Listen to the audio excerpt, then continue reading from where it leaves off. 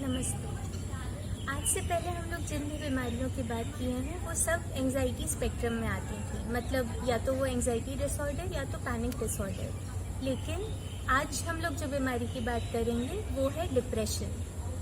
आप लोग बहुत बार ये वर्ड खुद भी यूज़ करते होंगे और दूसरों को भी इस्तेमाल करते हुए सुने होंगे कि आज मेरा एग्ज़ाम ख़राब गया, मैं तो डिप्रेशन में चला गया, या वो इंसान बहुत डिप्रेस रहता है। या तो फिर आप लोग सीधे न्यूज़ में देखते होंगे कि कोई सुसाइड कर लिया क्योंकि वो डिप्रेशन में था। लेकिन इन दो एक्सट्रीम्स के बीच में क्या होता है ये बहुत ही कम लोग जानते हैं। या तो लोग उसको नॉर्मल दुखी और परेशान होने को डिप्रेशन बोलते हैं, या तो डिप्रेशन सुनते ही उनको लगता है ये इंसान तो सुसाइड कर लेगा।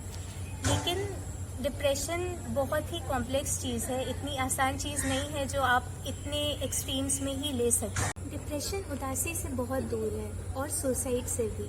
ज़रूरी नहीं है कि अगर कोई इंसान आपको बोल रहा है कि उसको डिप्रेशन है तो इसका मतलब ये है कि वो सुसाइड करने वाला है और आपको उससे डरने की ज़रूरत है। हम बहुत से ऐसे लोगों को जानते हैं जिनको आपको देख के लगेगा ही नहीं कि ये कभी उदास भी रहते हैं। वो अपना सारा काम करेंगे, दोस्तों से मिलेंगे, सब करेंगे, लेकिन फिर भी उनको क्लिनिकल डिप्रेशन होता है, उनको दवा चल रही होती है, वो अपने में खाली महसूस करते हैं।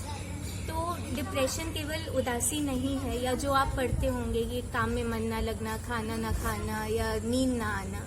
डिप्रेशन केवल इन चीज़ों तक सीमित नहीं है। डिप्रेशन बहुत ही ब्रॉड एक टर्म है जो कि बहुत सारी चीज़ों को पोजेस करता है।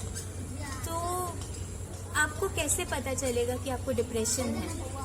ये आप चाहें तो आप ये सोच सकते हैं, जैसा कि हम लोगों को भी पढ़ाया जाता है और सब जगह यही रहता है कि आपका मन दुखी रहेगा, या पहले जितनी एनर्जी नहीं रहेगी और नींद नहीं आएगी, खाने का मन नहीं करेगा, और जो चीज़ें आपको पहले अच्छी लगती थी उनमें मन नहीं लगेगा। और ये सारी चीज़ें होती हैं, ऐसा नहीं है कि ये सारी चीज़ें नहीं होती हैं।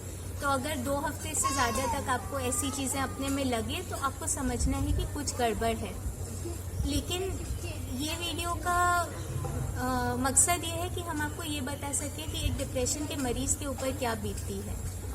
तो जब किसी इंसान को डिप्रेशन होता है तो कुछ दिन शायद ऐसा रहता हो कि उसका मन नहीं लग रहा, लेकिन एक टाइम के बाद वो उन चीज़ों के साथ अडेप्ट कर लेते हैं, कई सारे मरीज़। लेकिन फिर जो अंदर बच जाता है वो रहता है एक बहुत सारा खालीपन, जो कि वो किसी को समझा नहीं सकते, किसी से बोल नहीं सकते। अगर वो कोशिश भी करे बात करने की तो कोई समझ नहीं सकता। तो वो जो अंदर खालीपन रहता है, ऐसा लगता है कि उस इंसान के पास जीने का कोई मकसद ही नहीं है। भले ही उसके पूरे परिवार हो, उसके पास बहुत सारा काम हो, फिर भी अंदर से लगता है कि ये सब कर क्यों रहे हैं, किसी चीज़ का कोई फ़ायदा नहीं है।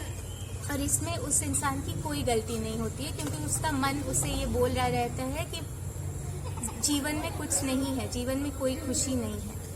लेकिन इसका मतलब ये नहीं है कि वो इंसान जाके सुसाइड कर लेगा, ये बिल्कुल भी मतलब नहीं है। सुसाइड भी बहुत ही कॉम्प्लिकेटेड चीज़ है जो कि इंसान बहुत चीज़ों के से गुजरने के बाद ही करता है। लेकिन ये ज़रूर होता है कि इंसान को जीने का मतलब नहीं समझ में आता। उसको लगता है कि शायद अगर हम मर जाएं तो ये जो दुख है, ये जो परेशानी है, इससे हम ख़त्म कर पाएंगे। केवल ये एक कारण है कि इंसान को जीने का मन नहीं करता है। ऐसा बिल्कुल नहीं है कि वो कमज़ोर है या उसमें जीने की शक्ति नहीं है, वो बस इस दर्द को ख़त्म करना चाहता है। तो अगर उसके आसपास ऐसे लोग हों जो उसे संभाल सकें, जो उसे बताएं कि नहीं जीने का मतलब है, जो उसको इस चीज़ में सपोर्ट करें, उसको उसकी बात सुने, तो फिर कभी भी कोई इंसान शायद ही सुसाइड की तरफ बढ़े। क्योंकि हम ऐसे बहुत से लोगों को जानते हैं जो सुसाइडल रहे हैं, लेकिन उनको सही समय पे सही सपोर्ट मिलने के कारण वो इस चीज़ से बाहर भी निकले हैं। तो डिप्रेशन ऐसी चीज़ नहीं है जिससे किसी को भी डरने की ज़रूरत है कि अगर हमें हो गया है तो अब हम मर जाएंगे, या अगर मेरे किसी जानने वाले को हो गया है तो फिर वो हमेशा उदास रहेगा, उसकी ज़िंदगी कभी पहले जैसी नहीं होगी। ऐसा बिल्कुल भी नहीं है। और जो सबसे ज़रूरी चीज़ है, सही समय पे मदद लेना, सही समय पे साइकाइट्रिस्ट को दिखाना। अगर आपके आसपास कोई डिप्रेशन से गुजर रहा है तो उसको ये बिल्कुल भी नहीं बोलना है कि तुम खुश रहने की कोशिश करो, एक्सरसाइज करो, योगा करो। जैसे कि हम एंजाइटी डिसऑर्डर में बताए थे कि योगा करना बहुत ज़रूरी है, एक्सरसाइज करना बहुत ज़रूरी है, लेकिन वो मोटिवेशन लाने के लिए आपको पहले ठीक होना पड़ेगा, क्योंकि जब इंसान डिप्रेशन में होता है तो उसमें इतनी भी ताकत नहीं होती है कि वो नहा सके अपने मन से। तो आपको उसका साथ देना होगा कि वो साइकाइट्रिस्ट को दिखाए, वो सही समय पे दवा ले। डिप्रेशन की दवा कम से कम 8 से 10 महीने चलती है, तो उस बीच में दवा छोड़ना नहीं होता है।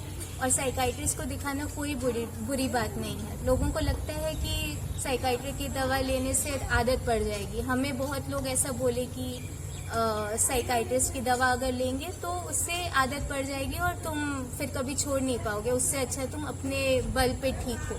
लेकिन अगर आपको बुखार होगा या अगर आपको डायबिटीज़ होगा तो आपको कोई नहीं बोलेगा कि आप अपने बल पे ठीक हो, आपको दवा लेनी पड़ेगी, इंसुलिन लेना पड़ेगा।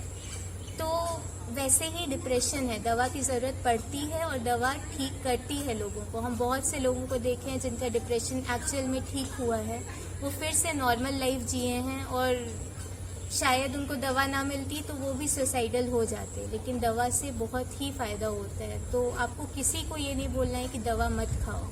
और अगर आदत पड़ती भी है दवा की तो आप क्या चुनना चाहेंगे, रोज़ मर मर के जीना या दवा लेके खुशी से जीना? तो ये डिसीजन आप